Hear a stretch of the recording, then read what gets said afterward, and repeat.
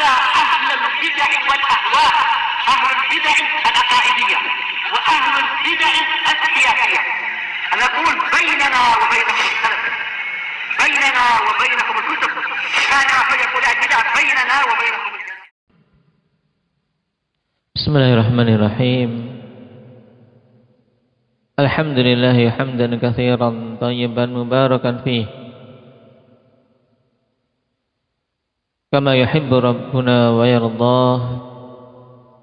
Asyhadu an la ilaha illallah wahdahu la syarika lah, wa asyhadu anna Muhammadan abduhu wa rasuluh.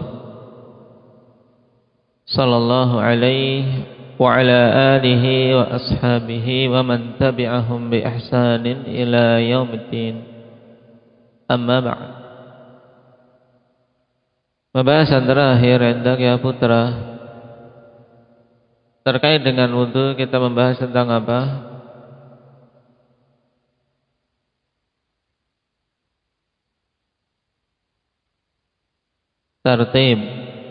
Tartib dalam berwudu. Yang dimaksud dengan tartib itu apa?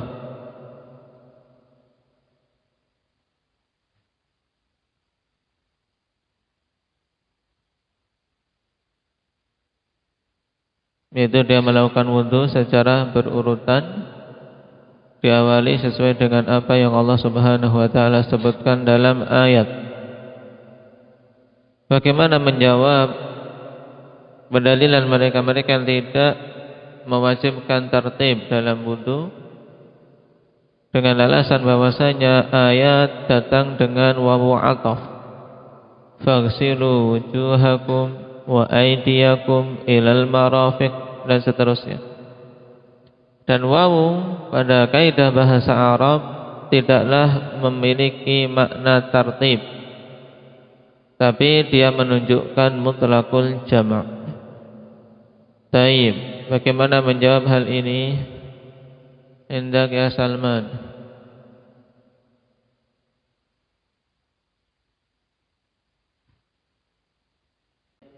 Nah, kita jawab bahwasanya pada ayat ini ada qarinah-qarinah yang menunjukkan bahwasanya diinginkan urut, tidak hanya sekedar penggabungan saja. Memang kita ketahui wawu itu memiliki makna mutlaqul jama'. Tapi tatkala ada qarinah-qarinah yang menunjukkan bahwasanya yang diinginkan adalah urut, maka kita katakan bahwasanya yang diinginkan adalah urut sebagaimana dalam ayat ini. Tayyib. Qarinah pertama, Allah Subhanahu wa taala katakan di sini faghsilu wujuhakum wa aydiyakum ilal marafiqi wamsahu bi ru'usikum wa arjulakum. Perintah wamsahu, perintah untuk masah, itu diletakkan di antara dua perintah untuk membasuh. Ini qarinah kuat bahwasanya diinginkan adalah urutan. Sebab kalau yang diinginkan tidak berurutan, maka secara kaidah bahasa Arab tentunya lebih mudah untuk dikatakan wa aydiyakum ilal marafiqi wa arjulakum ilal ka'bain wamsahu bi ru'usikum. Dikumpulkan dulu semuanya yang dibasuh, kemudian baru yang diusap. Nah, ini yang pertama. Qarinah kedua apa? Hendak ya Hamzah.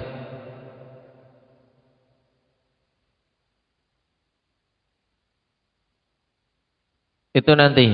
Kita sekarang qarinah dari ayat dulu. Kita lihat dari ayatnya dulu. Indak ya Zakaria.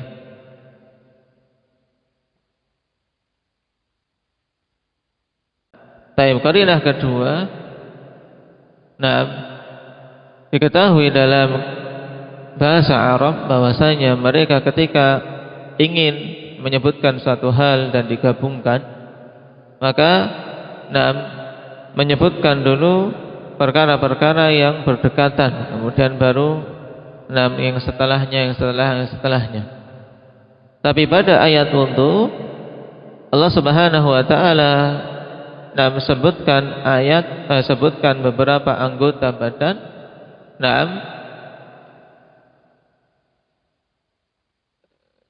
Terkadang menyebut yang dekat, kemudian jauh, kemudian kedekat lagi. Ini menunjukkan bahwa yang diinginkan adalah urut.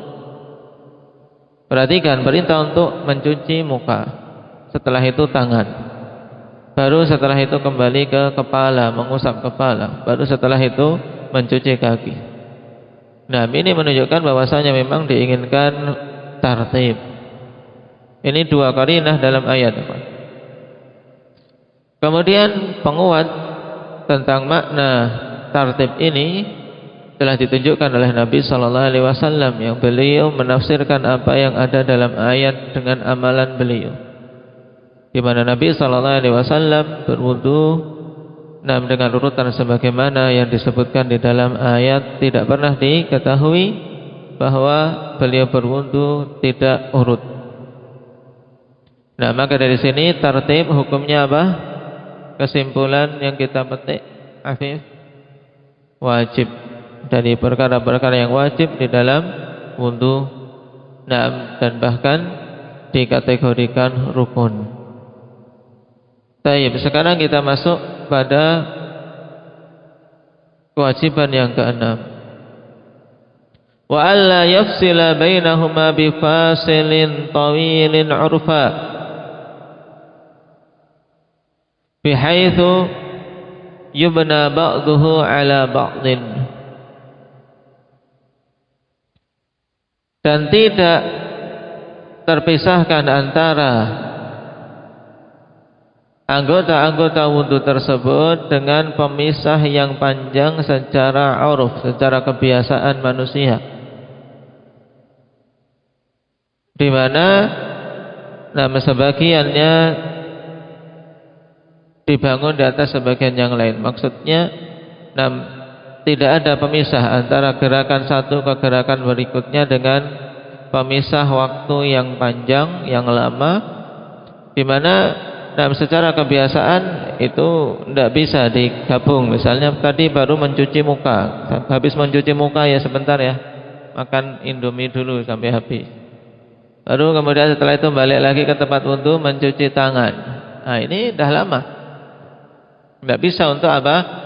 Untuk kita membangun wudu tersebut di atas mencuci muka yang awal, tapi hendaknya mengulangi dari depan, mengulangi dari depan, dari awal wudu. Taib. Wa kadzalika kullu mashturitat lahul muwalah. Demikian pula semua perkara yang dipersyaratkan untuknya muwalah. Nah, pada kewajiban keenam ini yang diistilahkan oleh para fuqaha dengan al-muwalah. Perhatikan catatan yang keempat, wa hadza huwa ta'riful muwalah. Dan inilah pengertian muwalah, yaitu tidak dipisahkannya gerakan wudu yang satu pada gerakan wudu berikutnya dengan pemisah yang lama jangka waktunya secara kebiasaan manusia, di mana seseorang bisa meneruskan wudunya dengan gerakan berikutnya langsung, tidak mengulangi dari awal. Istilahnya apa ini namanya, yang seperti ini apa, Rehan? Al-muwalah. Baik. Dalam bahasa kita mungkin bisa kita ungkapkan al-muwalah itu ya apa?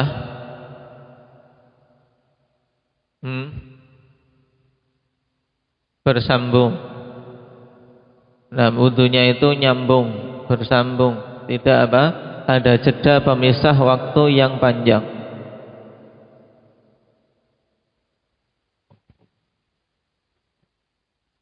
Wahia ruknus sadis, dan ini adalah rukun yang keenam dari rukun wudu. Wal muradu biha tawali ghuslil a'dha bihaitsu la yatawaqqafu an ghusli 'adwin hatta yajuffal 'adwu alladhi qablah.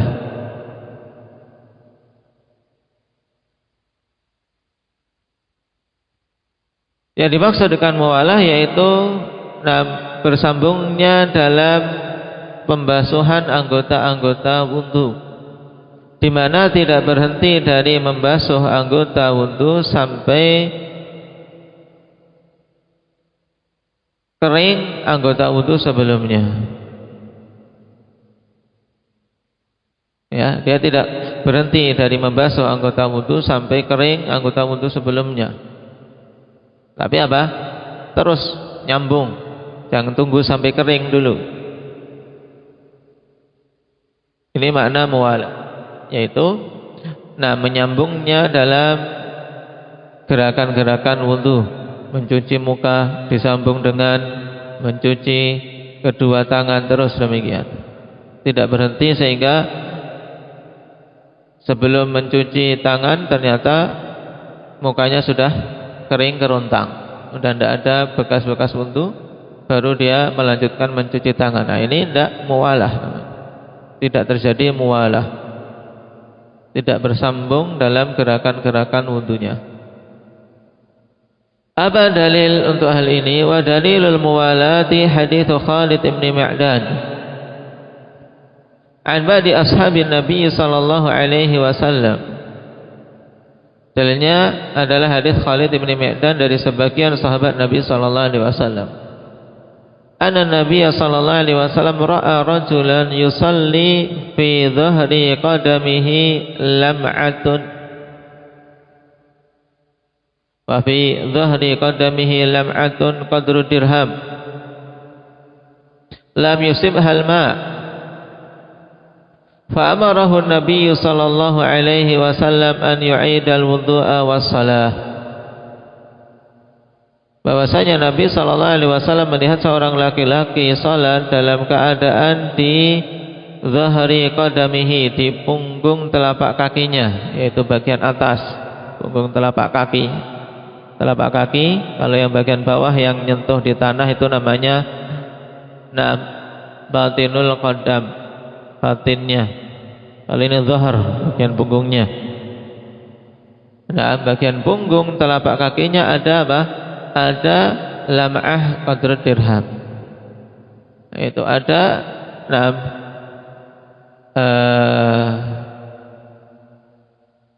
bagian sebesar kepingan mata uang logam yang belum terkena air. Taib. Ya, paham? Di punggung kakinya ada apa? Bagian yang belum terkena air, sebesar satu keping mata uang logam. Kecil loh gitu.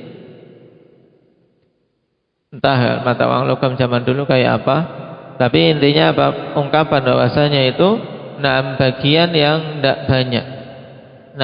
Bagian yang tidak banyak. Fa'amarahu Nabi sallallahu alaihi wasallam an yu'idal wudu'a was-shalah. Maka kemudian Nabi sallallahu alaihi wasallam memerintahkan laki-laki tersebut untuk mengulangi wudu dan salatnya. Akhrajahu Abu Dawud, qala al-Baihaqi fil Ma'rifah hadza mursal. Hadis ini mursal.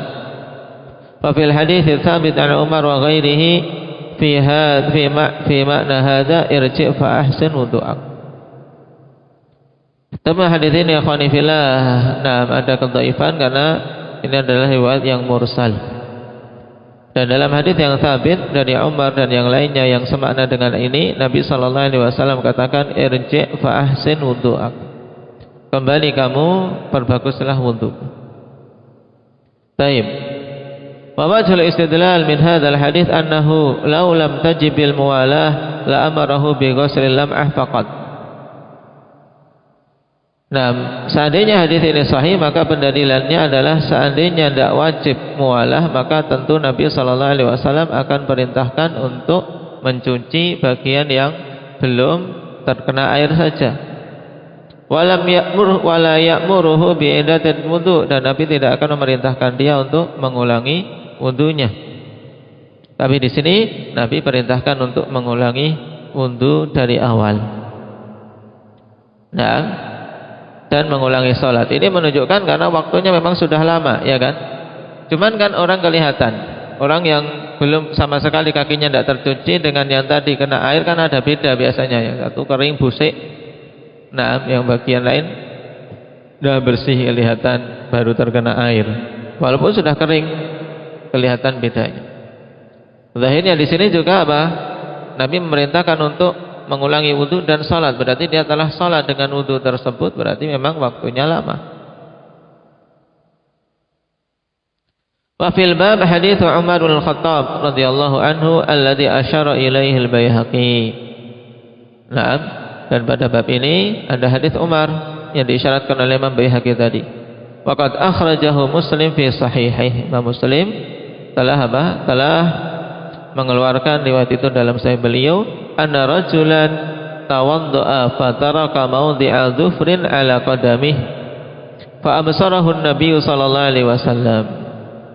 Bahwasanya seorang laki-laki berwudu dan meninggalkan dari bagian anggota wudu tersebut sebesar dhufr. Sebesar apa? Dhufr apa? Kuku di kakinya. Bagian kaki, makanya di sini harus seorang jeli, teliti, jangan sampai ada yang ketinggalan tidak terkena air. Baik. Wa absarahu Nabi sallallahu alaihi wasallam, kemudian Nabi melihatnya, faqala irji' fa ahsin wudu'ak, faraja'a thumma shalla. Nabi sallallahu alaihi wasallam mengatakan, irji', kembalilah kamu, perbaguslah wudumu. Kemudian dia pun kembali berwudu, kemudian salat. Nah, berarti kan Nabi mengatakan irji' fa ahsin wudu'ak, tidak memerintahkan untuk irji' faghsil qadamak. Nah, kembali kamu cuci kakimu karena bagian kaki saja yang belum sempurna. Tidak, tapi Nabi sallallahu alaihi wasallam perintahkan untuk memperbagus wudunya. Nah, baik. Ini dalil dalam Sahih Muslim akhwan yang dijadikan patokan, yaitu hadis Umar bin Khattab radhiyallahu anhu. Walaupun hadis ini juga ada intiqad padanya,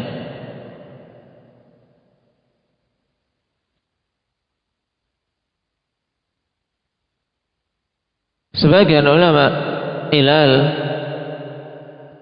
menyebutkan adanya intiqad pada hadis ini, yaitu tentang permasalahan muwalah.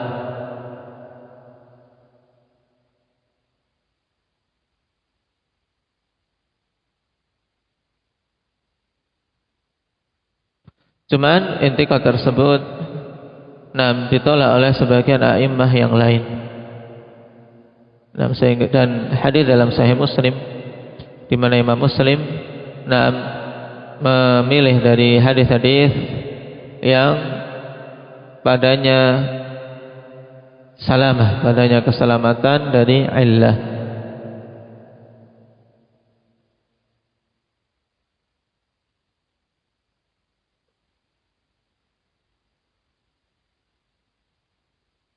Berarti dari sini ya kawan, butuh diketahui kadar jangka atau jeda yang pendek dengan jeda yang lama. Makanya para ulama rahimahumallahu ta'ala ketika membahas tentang perkara muwalah tersebut, batasan dikatakan keluar dari muwalah itu berapa lama. Terjadi khilaf di kalangan para fuqaha. Taib, setelah mereka bersepakat bahwasanya apabila jedanya itu singkat maka tidak mengapa. Contoh jeda singkat akhwan, misalnya seorang sedang berwudu mencuci mukanya, kemudian HP-nya jatuh. Ini muwalah, ini HP-nya biarkan saja jatuh. Kena air ya, jangan.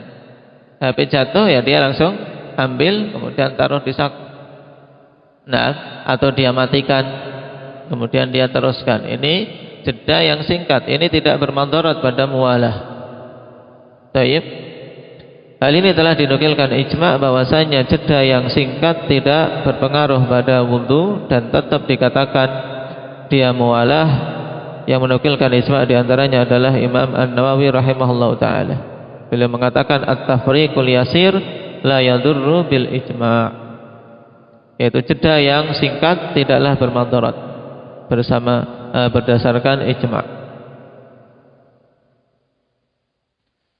Lalu dhabit yang menjadi patokan jeda yang panjang itu apa? Nah, sebagian fuqaha mengatakan jeda yang panjang itu kalau apa? Kalau sudah kering anggota wudu sebelumnya, baru dia meneruskan untuk mencuci anggota setelahnya, anggota wudu setelahnya. Ini dikatakan jeda panjang. Misalnya, tadi baru mencuci muka, kemudian dia pergi karena ada yang memanggilnya, nah, atau ada urusan yang lain, dia pergi. Nah, kemudian kembali lagi dalam kondisi, nah, bagian mukanya sudah kering, tidak ada bekas wudhu. Maka ini jeda panjang, sehingga dia wajib untuk mengulangi wudhu dari awal. Baik. Ini dipilih oleh sebagian fuqaha. Nah,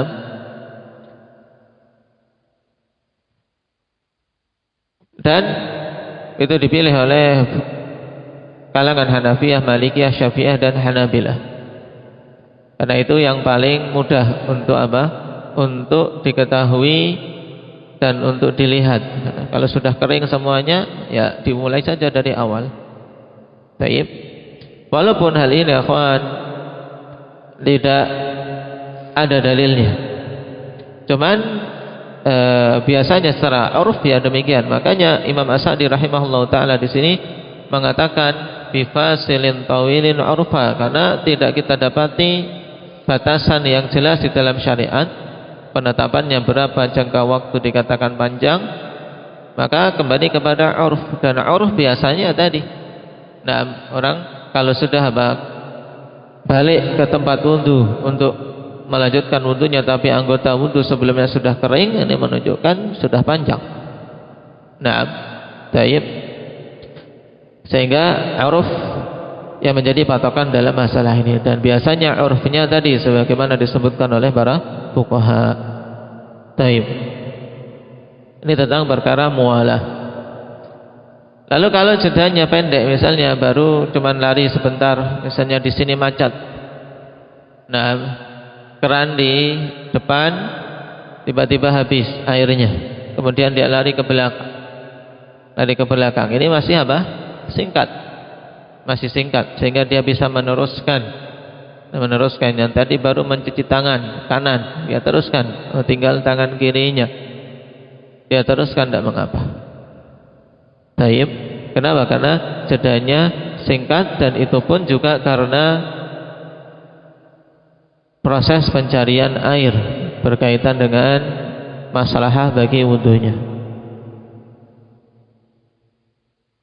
Qala wa kadzalika kullu mashturitat lahul muwalah. Demikian pula semua perkara yang dipersyaratkan padanya muwalah, maka tidak boleh adanya fasilin tawil, enggak boleh ada jeda waktu yang panjang.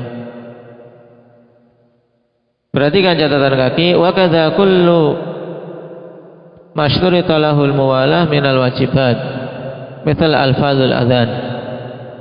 Demikian pula semua perkara yang dipersyaratkan mualah dari hal-hal yang wajib. Contohnya lafaz-lafaz azan. Lafaz-lafaz azan hendaknya mualah bersambung. Nah, tidak kemudian ada jeda panjang, berhenti diam, tapi hendaknya apa? Menyambung. Wa asywatut tawaf as-sa'i wa nahwiha, dan asywatut tawaf yaitu banyaknya tawaf, putaran-putaran tawaf. Nah, putaran-putaran tawaf, demikian pula sa'i dan yang semisalnya, yang bagi antatawala afraduh. Taib, seyogianya untuk mualah pada masing-masingnya.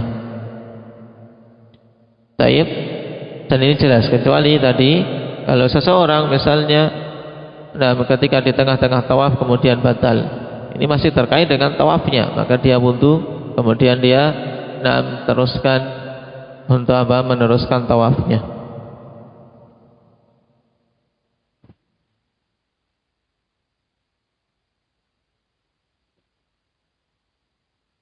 Taib, ini pembahasan tentang 6 rukun wudu yang disebutkan oleh Imam As-Sa'di rahimahullah ta'ala.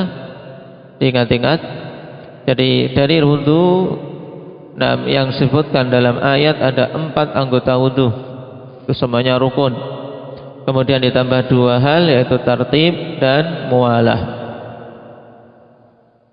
Dan untuk gerakan sebelumnya seperti mencuci telapak tangan, hukumnya sunnah. Kemudian gerakan sebelumnya juga madmadah, istinthar, ini diingat hukumnya. Nah, dan setelah wudu ikhwan, ditambahkan di antara adab yang hendaknya ditunaikan setelah wudu adalah membaca zikir setelah wudu, karena padanya keutamaan yang agung sebagaimana telah kita lewati dalam banyak pelajaran. Apa zikir setelah wudu inda Hanafi?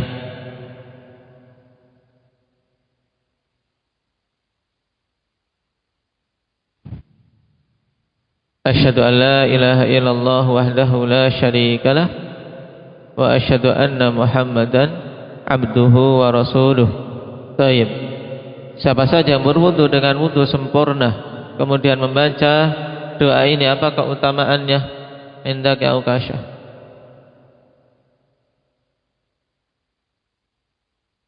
Nah, akan mendapatkan peluang untuk masuk surga dari pintu mana saja dari 8 pintu surga yang ada. Taib, sebagaimana dalam hadits Umar bin Khattab radhiyallahu anhu, "Ma minkum min ahadin yatawaddau fayublighu aw fayusbighul wudu thumma yaqul asyhadu an la ilaha illallah wahdahu la syarikalah wa asyhadu anna Muhammadan abduhu wa rasuluh illa futihat lahu abwabul jannah ats-tsamaniyah yadkhulu min ayyiha sya." Siapa saja yang menyempurnakan wudu kemudian mengucapkan bacaan tadi, maka jangan sampai dikesampingkan. Bacaannya sangat mudah, 2 kalimat syahadah. Maka yang membaca seperti itu akan dibukakan baginya pintu-pintu surga yang 8. Dia masuk dari mana saja yang dia inginkan. Taib, sangat disunahkan dengan kesunahan yang sangat kuat untuk membaca zikir setelah wudu. Kemudian juga disunahkan untuk melakukan 2 rakaat wudu. Rasul sallallahu alaihi wasallam mengatakan, "Man tawaddaa nahwa wudu'i hadza tsumma qama faraka'a rak'atain la yuhadditsu fihi ma nafsahu ghufira lahu ma taqaddama min dambi." Hadis dalam Sahihain dari Utsman bin Affan. Siapa saja yang berwudu dengan wuduku ini, dengan semisal wuduku ini, yaitu wudu yang sempurna 3 kemudian dia berdiri salat 2 rakaat, la yuhadditsu fihi ma nafsah, maksudnya dia betul-betul konsentrasi pada salatnya, tidak memikirkan yang lain-lain dalam salatnya, maka akan diampuni dosa-dosanya yang telah lewat. Ini keutamaan yang agung. Dan juga di antara buktinya apa yang Allah Subhanahu wa taala berikan kepada Bilal. Di mana Bilal setiap selesai wudu senantiasa salat 2 rakaat. Maka orangnya masih berada di dunia, tapi detak langkah kakinya sudah didengar di surga. Tentunya keutamaan yang agung.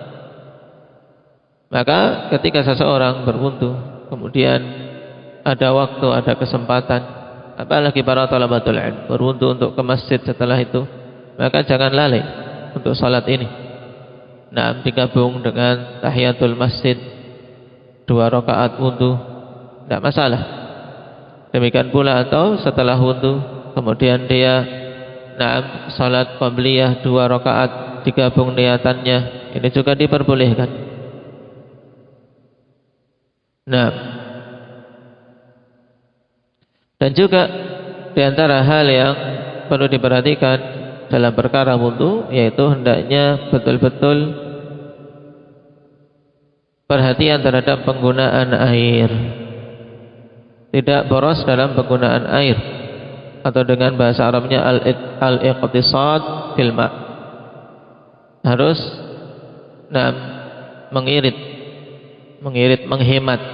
menghemat dalam penggunaan air. Karena itu yang dibimbingkan oleh Nabi sallallahu alaihi wasallam. Dan tidak melebihi jumlah 3 kali dalam mencuci anggota-anggota wudu. Karena telah datang peringatan dari Nabi sallallahu alaihi wasallam. Nah, dalam hadis Abdullah bin Amr al-As radhiyallahu anhuma, Rasul sallallahu alaihi wasallam setelah mencontohkan wudu yang 3, hadal wudu faman zada ala hada faqad asaa wa ta'adda wa dhalam. Ini 3 hukum bagi orang yang menambah jumlah hitungan. Maka perhatikan akhwan, di sini ada faedah penting. Kalau yang 1 saja boleh, ya kan? 2 saja boleh. Yang paling sempurna 3. Tapi ketika seorang melebihkan, dicela dengan celaan kuat. Nah, maka di sini juga kita tahu bahwasanya perkara hulu itu lebih parah. Nah, perkara hulu berlebih-lebihan melampaui dari batasan syar'i. Seorang ketika malas, ketika melemah, cuma 1 saja mencucinya, boleh. Masih tetap tidak keluar dari sunnah. Tapi kalau bersemangat tanpa ilmu, akhirnya sudahlah. Yang mantap 4 kali atau 5 kali atau 7 kali sekalian. Kayak kurang mantap. Saya setiap hari keluar ke sana kemari, mungkin ada anjing, ada debu-debu anjing, dan seterusnya. Akhirnya cucinya 7 kali terus. Nah, ini malah dicela dengan celaan yang keras. Siapa saja yang menambah dari ini, faqad asaa, sungguh dia telah berbuat buruk, wa ta'adda, dan melampaui batas, wa dzalama, dan telah berbuat zalim. Haram, terjatuh dalam keharaman.